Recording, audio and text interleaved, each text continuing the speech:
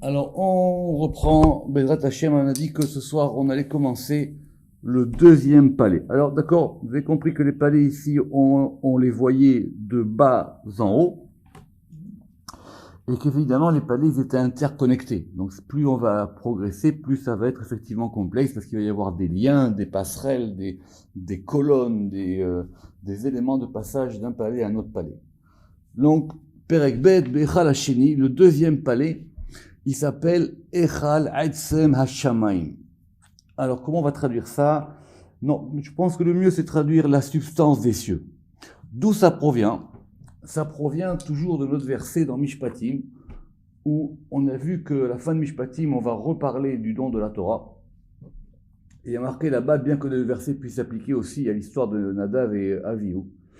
Il y a marqué là-bas, Vayir'u et Elohé Israël, et ils ont vu les dieux d'Israël, Vetachat Raglav, et sous ses pieds, Kemaase, comme Maase, comme l'œuvre, Livnat Asapir, c'était donc notre premier palais. Donc on avait dit que Livnat Asapir, c'était la blancheur du saphir, du saphir, ou Che'etzem Hashamaim, et comme, alors Etzem, c'est pas facile, mais Etzem en hébreu du Moyen-Âge, ça veut dire la substance. Etzem, normalement, c'est l'os. D'accord? Etzem, c'est l'os, mais ça veut dire aussi la fondation de la chose. En tout cas, moi, je préfère que quand on dise comme ça, Rashi dit que c'est la vision des cieux.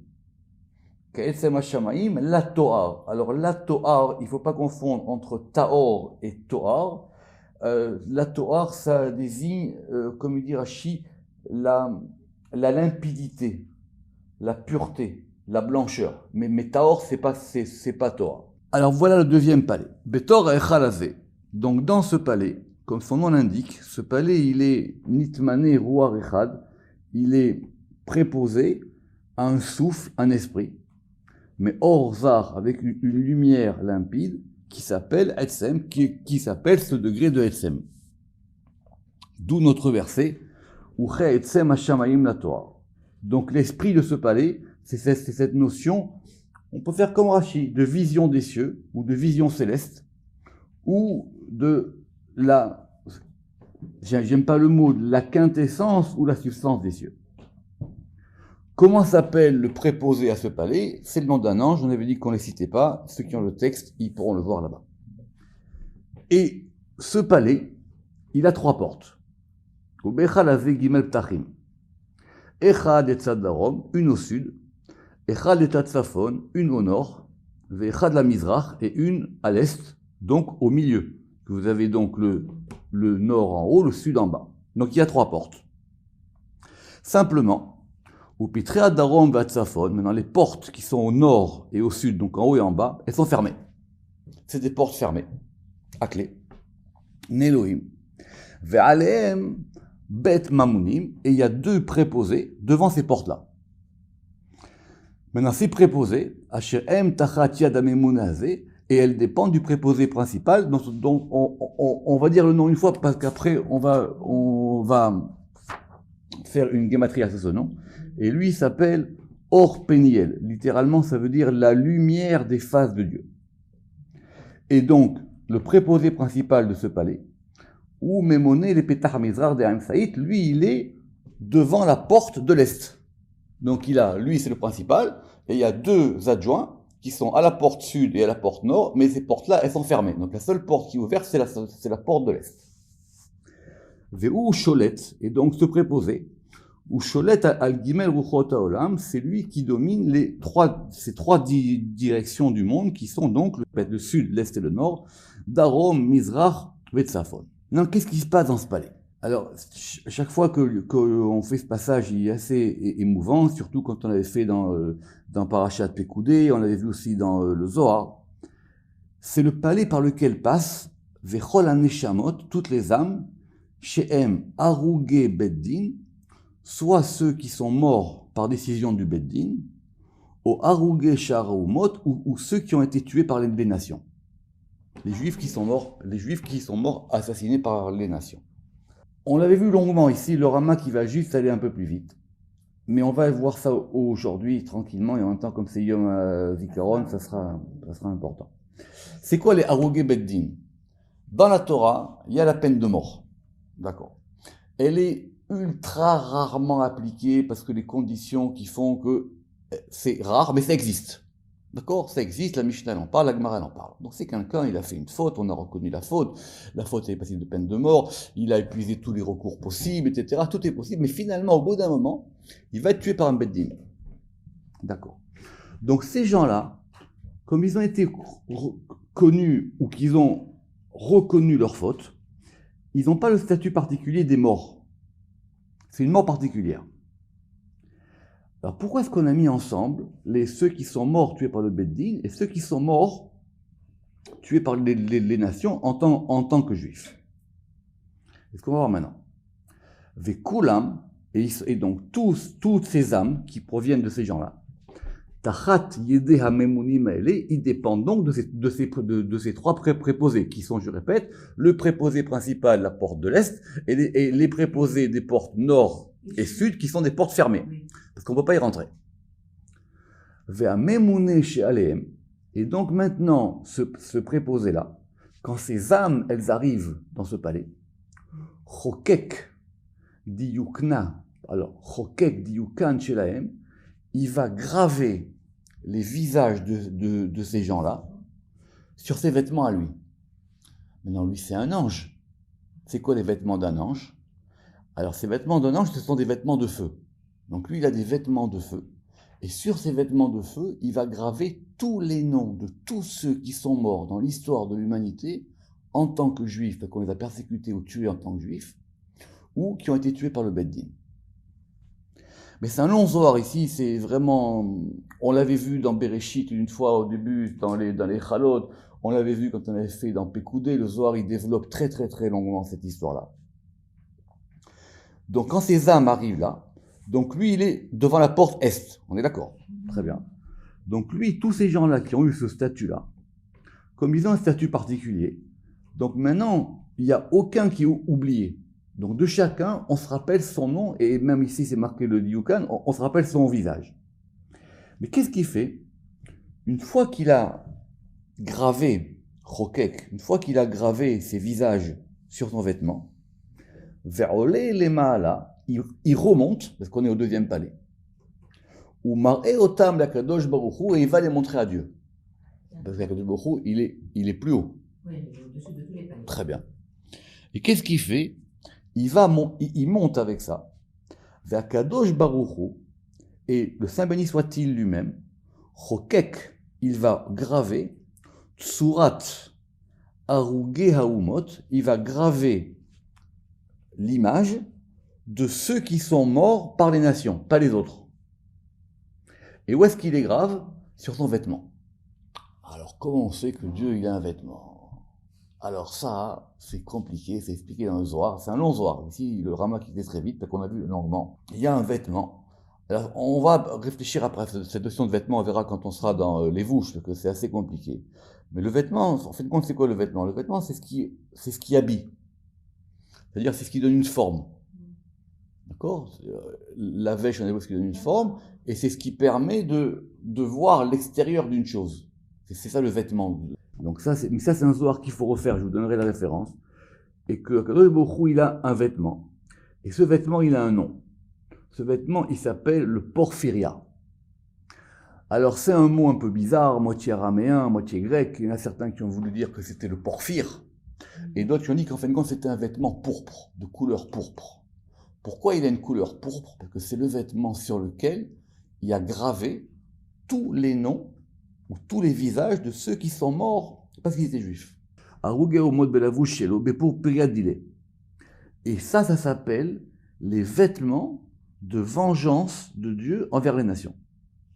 Big Denakam, Talbouchet, Razal, comme c'est expliqué ailleurs.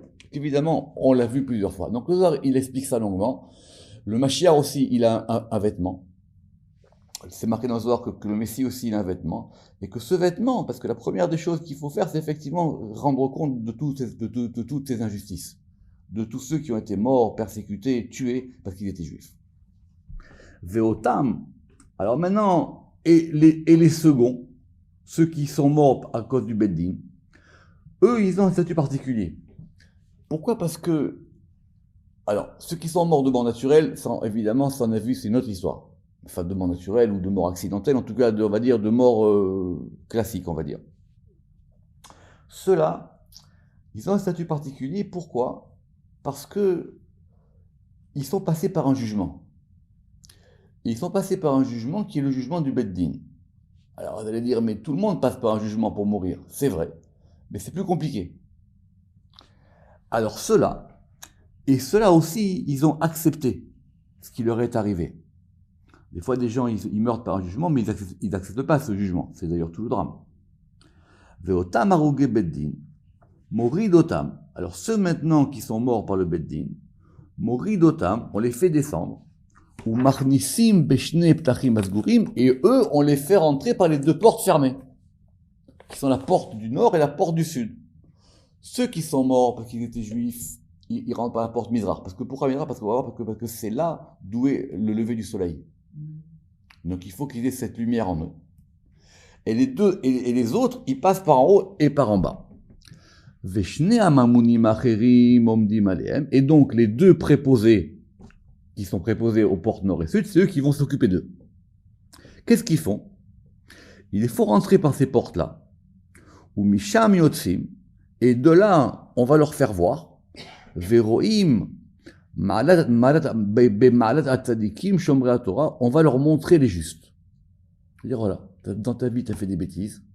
On va te montrer des gens qui, eux, n'ont pas fait de bêtises. Et on leur montre la grandeur des justes, Shomrei Torah, qui ont respecté la Torah. Ou Midbaishim, et donc eux, ils vont avoir honte. Je veux dire, comment, voilà, moi, ce que j'ai fait, regarde ce qu'ils ont fait. Ve Nekuim, et ils vont recevoir une espèce d'humiliation quand ils vont voir l'honneur qui est fait aux justes. Ad, Shema Amamune Agadol, jusqu'à ce que le préposé principal, qui est celui qui est à la porte de l'Est, dont on a dit le nom, il leur ouvre la porte de l'Est, Poteach lahem sha'ar mizrach, ou me'ir lahem, et il va leur éclairer et il va leur accorder la vie. Venoten lahem chaim, mitzad mizrach. Donc je reprends. Ceux qui sont morts à cause des nations, ils rentrent directement par la porte de l'Est. Les deux autres, ils vont être bloqués sur les deux portes fermées. On leur montre, dire voilà, vous avez vu ce que vous avez fait comme bêtise, regardez ce que vous auriez pu faire dans cette vie. Mais, une fois qu'ils ont fait ça, ils repassent par la porte de l'Est, et là, qu'est-ce qui se passe? Le préposé principal, Noten lahem chaim, il va leur accorder la vie. C'est-à-dire quoi? C'est-à-dire que maintenant, on va les reconnecter avec la vie. Mitzad la Mizrach, chez Beyad Amamune Azeh, et lui, il va leur donner une lumière de vie. Chez Oumale Meorot, parce que comme ce palais s'appelle le palais Etzem HaShamayim, c'est le palais de la lumière. Très bien. Et il va leur dévoiler une lumière. C'est quoi cette lumière? Accrochez-vous bien. C'est une lumière qui est dans un verre. Pourquoi? Alors, V'amaor Azeh nikra kos tanchumin, kos achaim, et on va leur faire boire de ce verre de lumière, qui est le verre des consolations. Parce que les pauvres, ils sont quand même morts de la peine de mort. Très bien. Et on va leur donner à boire un verre de vie. Pourquoi? C'est une histoire connue. Vous savez pourquoi quand on fait le kidouche, on fait les chaim? Pourquoi?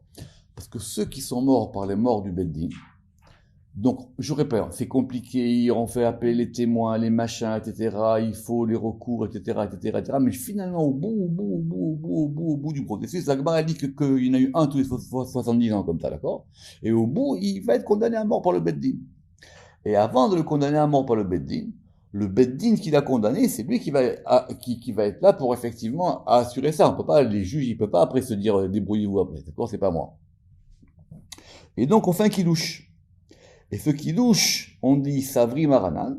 Ça veut dire quoi Savri Maranan? Ça veut dire qu'est-ce que vous pensez les maîtres? Et ils répondent la mavet, pour la mort. C'est pour ça que nous on dit les chaim. Exactement. Parce que eux, ils ont bu de cette coupe-là. Et cette coupe-là, elle s'appelle Kos Amar, la coupe amère. Mais en fin de compte, c'est pas non plus n'importe quoi. C'est-à-dire, comme ils ont bu cette coupe amère, qui les a conduits à la mort par le Beddin, maintenant, une fois qu'ils sont en haut, ils peuvent boire de la coupe de vie. D'accord? Alors, de là, on apprend qu'il y a un Kos Achaim, et ici, on appelle ça le Kos Amar. Le verre mar, c'est amer. Chez Chatou, Zachou les Kosadé. Donc, parce qu'ils ont bu cette première coupe, ils méritent de cette coupe-là. Simplement, il y a un autre verre dont on ne parle pas ici, et qu'il ne faut pas confondre. C'est le fameux verre Kos Atarela. Alors, c'est marqué dans les prophètes, c'est repris souvent, etc. Ça s'appelle Azut, j'ai oublié comment c'est dans les traductions de la Bible. Alors, littéralement, c'est le verre du poison. Mais ça, c'est le verre que le prophète, il dit que Dieu, il fera boire à ceux qui ont fait des très grosses bêtises. Or, ça, c'est du côté complètement du mal. Or, ici, on ne parle pas de ça. D'accord? Et celui-là, on le verra dans les palais qui sont de l'autre côté. Donc, reprenons maintenant notre préposé principal qui est chargé de ce palais. Donc, lui, dans son nom, il a un nom de lumière. Donc, lui-même, il est une lumière. Vermorazé anikram, comme on l'a dit. Il est de couleur blanche. Ou gvan lavan.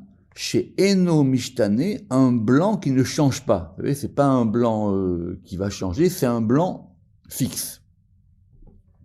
Et c'est pour lui qu'on a dit dans le verset où la Torah, comme la substance des cieux, la Torah. Donc on revient sur Rashi. Rashi avait dit que c'était quoi ce la Torah? C'était la Shon Birour. Ça veut dire que c'est comment dire? C'est trié, c'est clarifié. C'est clarifié, c'est limpide. Donc lui, il est d'un blanc limpide. Maintenant, cette lumière-là, c'est une lumière étincelante. Et cette lumière-là, elle est enfouie. C'est-à-dire, elle ne sort pas comme ça. Pourquoi? Aval. Maintenant, lorsque les lumières et l'esprit qui sont du premier palais, qui s'appelle le Livdat Sapir, mitnotsets ou batash basé, et que les lumières du premier palais, elles vont frapper les lumières du second palais, az mitgalgel, alors maintenant, ça va se retourner, ou meir kegvanain, et la lumière, elle va sortir. C'est comme un œil. Il est fermé, et maintenant, tac, il s'ouvre, et donc la lumière sort. Mais ça peut se faire que quand ça reçoit des lumières du premier palais. Chez Eno Meir ki im begalgelo, parce que cette lumière-là, elle ne peut éclairer que si on la retourne. Et c'est pour ça, Veze Amaor Anikra, et donc c'est pour ça il a ce nom-là. Ou Meir le Echalazé, et donc maintenant, ce préposé du deuxième palais, sa lumière, elle va éclairer et ce palais-là, le second, et le premier. Ou Meir le Echalazé ou le Echalarishon.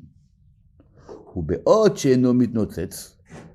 Et maintenant, quand cette lumière-là, elle n'est pas présente, parce que les conditions ne sont pas faites, alors il va s'appeler le palais du Zohar. Pourquoi? Parce que le Zohar, c'est un éclat, c'est une splendeur. Mais il y a plus que la splendeur, il y a plusieurs degrés dans la lumière. C'est très compliqué les verbes en hébreu pour décrire toutes les intensités de la lumière.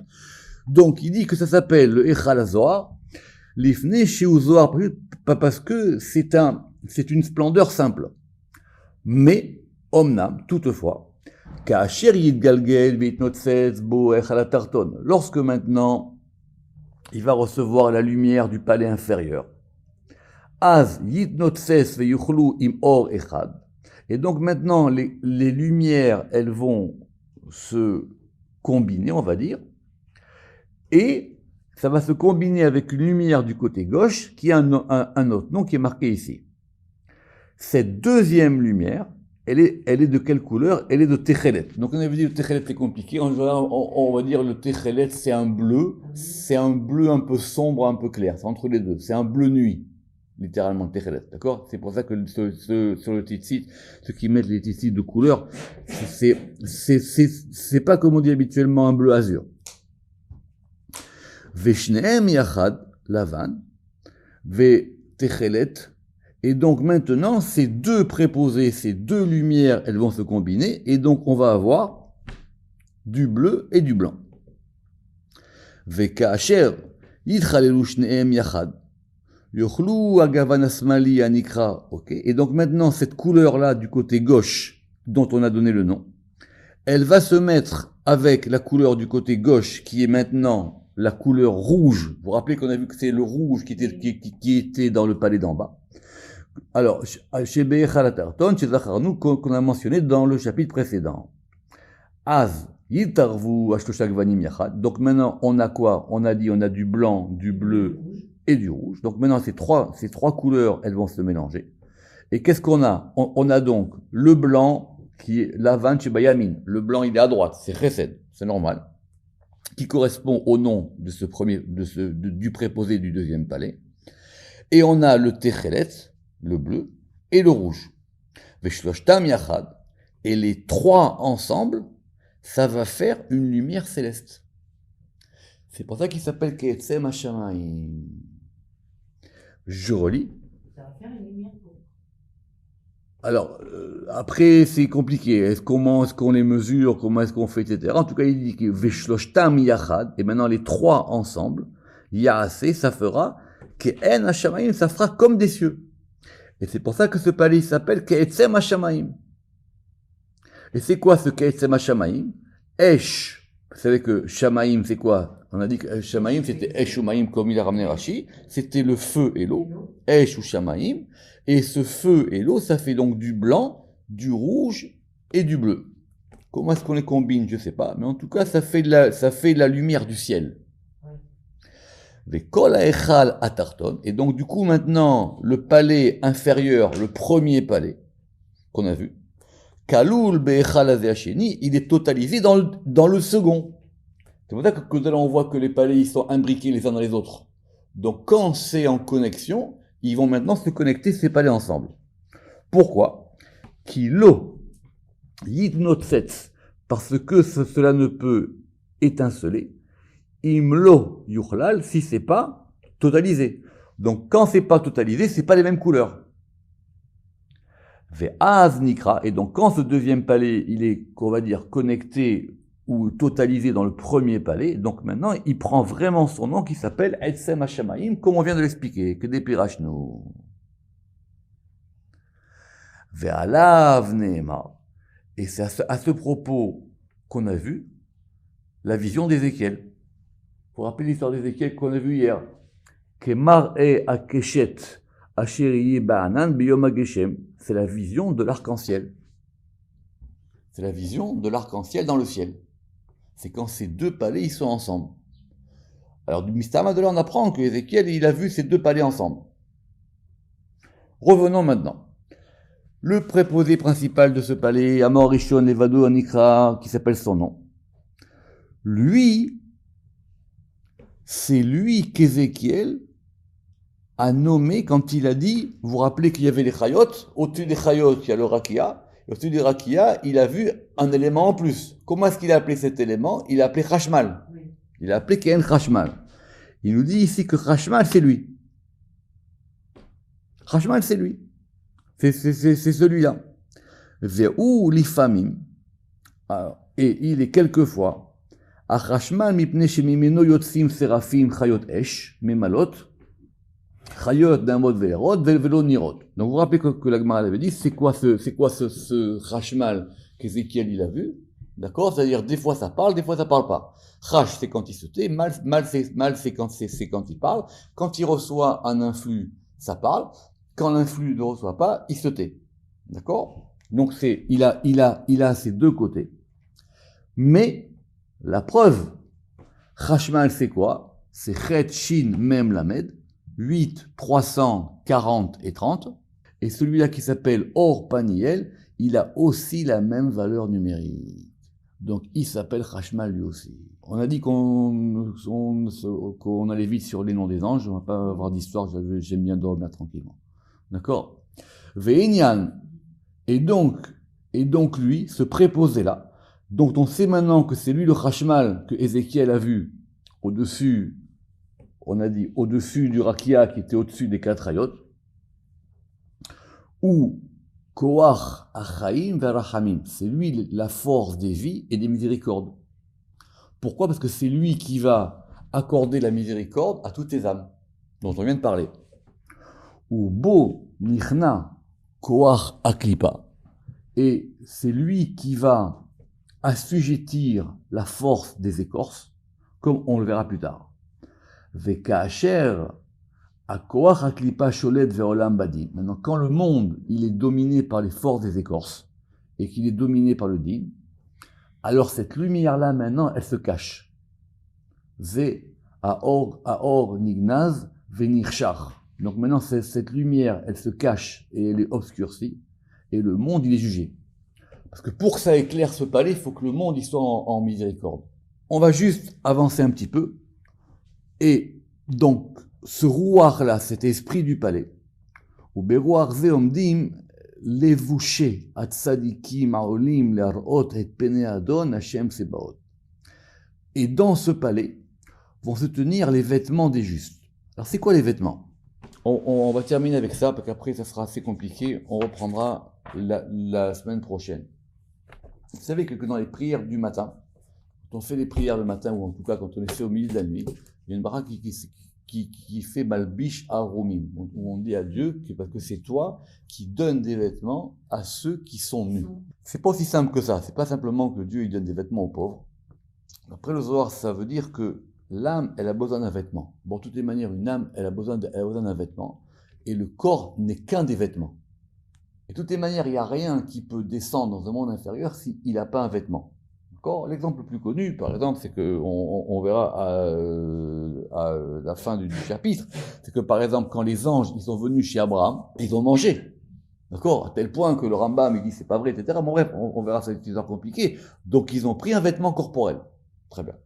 En dehors de ce vêtement corporel, il y a des vêtements, d'autres vêtements, et ces vêtements ils sont constitués par ce que nous on fait dans notre vie, d'accord, ce qu'on appelle le marqué chalouké des Rabbanan. C'est pour ça que la Gemara, elle dit que les vêtements de Shabbat, ils ne doivent pas avoir ni accro, ni rien du tout. Il faut qu'ils soient parfaits. Parce que le vêtement, il reflète l'homme. Et en gros, l'âme, on ne peut pas y toucher. La seule chose qu'on peut faire, c'est les vêtements. Et donc ces vêtements-là, c'est les vêtements que nous, on se fait. Et avec ces vêtements, l'âme, elle monte, ou l'âme, elle redescend. Et on va terminer par quelque chose de très compliqué. Mais on l'avait déjà vu dans le Zohar il y a très longtemps. Prenons un exemple de quelqu'un qui est né avec des vêtements un peu compliqués. Par exemple, Caïn. Caïn, il n'a pas choisi que son père et sa mère, ils ont fait des bêtises, il y avait un serpent au milieu, etc. Donc, il naît. Donc, sa neshama, elle a eu un vêtement un peu compliqué. Le soir, il dit là-bas, mais si c'est comme ça, alors, est-ce qu'on peut changer de vêtement? Alors, on dit oui. L'homme, il change de vêtement. Le Harizal, il dit dans Shar Gilgouli que les parents, ils choisissent pas les âmes des enfants. Chaque personne qui a des enfants, il sait très bien qu'on sait jamais d'où vient leur âme. On sait jamais d'où il sort celui-là, qu'est-ce qu'il a comme caractère, ça on n'en sait rien. Très bien. Maintenant, les parents, ils apportent quoi? Les parents, ils apportent les vêtements de cette âme. Donc l'âme, elle est donnée par Dieu. J'ai expliqué ça dans Shar du Harizal. Dieu, il dit, voilà, cette âme-là, elle va aller chez lui. Pourquoi un enfant comme ça, il sort de là? Pourquoi le Zohar, il a dit, pourquoi Abraham, il est sorti de Terrar, etc. De Terrar, on ne sait pas. Très bien. Maintenant, les parents, en dehors du fait que, on parle même pas de l'éducation, c'est autre chose l'éducation, que des fois les parents, ils éduquent même pas les enfants. D'accord? On parle de ce qui s'est passé au moment où ils ont conçu cet enfant. Le Harizal, il dit à quoi ils ont pensé, comment ils l'ont fait, c'est très compliqué. Mais en tout cas, cet enfant-là, il va avoir des vêtements. Or, ces vêtements-là, il peut les changer. Et c'est ça la kavana qu'on a quand on fait la bracha de Malbish Aromim. C'est que par ce qu'on fait, on change nos vêtements. Et ces vêtements-là, ce seront les vêtements de l'âme. On reverra ça plus tranquillement la prochaine fois. Baruch Adonai Le'olam. Amen. Ve Amen.